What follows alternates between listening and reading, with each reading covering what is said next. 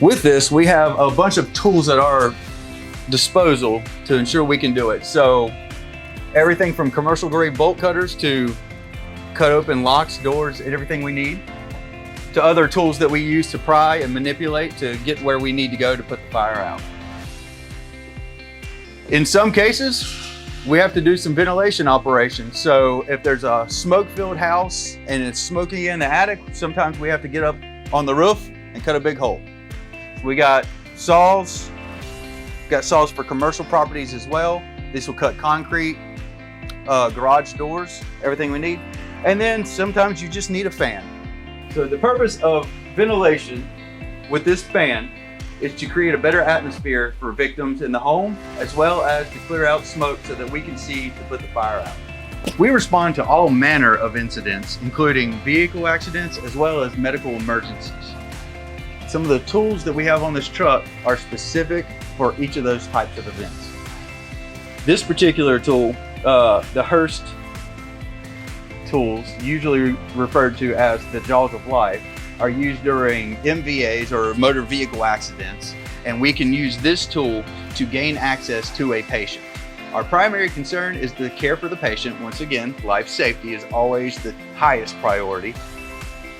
This tool is used to rip open a door, cut open a car, so that we can gain access to the patient so that we can provide the best medical care for that patient. Let's take a trip around. As you can see, we use a portable pump to power our cut and pry tools. So these are all the tools that we would use to cut up a car to get a patient out. Life safety is the biggest priority. Incident stabilization is also a high priority. These tools, this cribbing, this wood, is used to stabilize a vehicle in any form, whether it's on its side, upside down. We use this to ensure the stabilization of the event so that we can operate in a safe environment, as safe as we can make it. Patient care is the biggest aspect on any of the events that we go to, whether it be fire, vehicle, or an EMS call. So we carry EMS bags so that we can do our first responder duties as EMTs. Most of the part-time staff here operate as an EMT basic, so we can provide a basic level of care to ensure our patients get to a higher level of care. So inside the apparatus, we have all of our tools. So as soon as we can get to the call, especially on the scene of a fire, we can jump out wearing our appropriate PPE, air packs included, and start our assessment of the situation at the incident. So most of this truck in the interior is set up for fire. So we have a water can here that sprays water. Water is the primary tool used to put out fire. And then we have an assortment of other tools like gas meters, lights, and a thermal imaging camera. There's some assumptions that in the fire service that firefighters hear the whistle at the local town hall and they respond in their personal vehicles to the firehouse.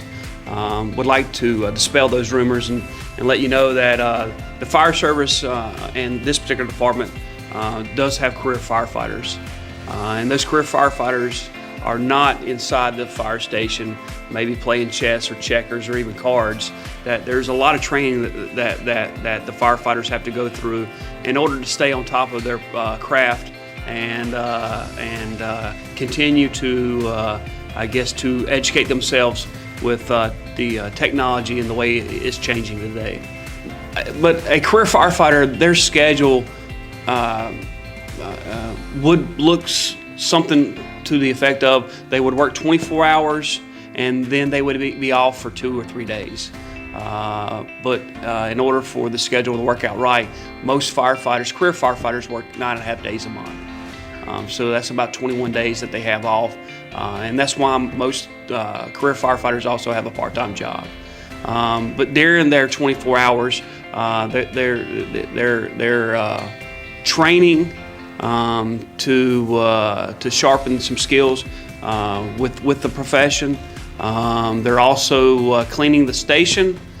which includes sweeping, mopping, and other duties to include truck checkoffs, pulling the truck out, making sure that everything's operating properly on the truck, as well as cleaning the fire truck.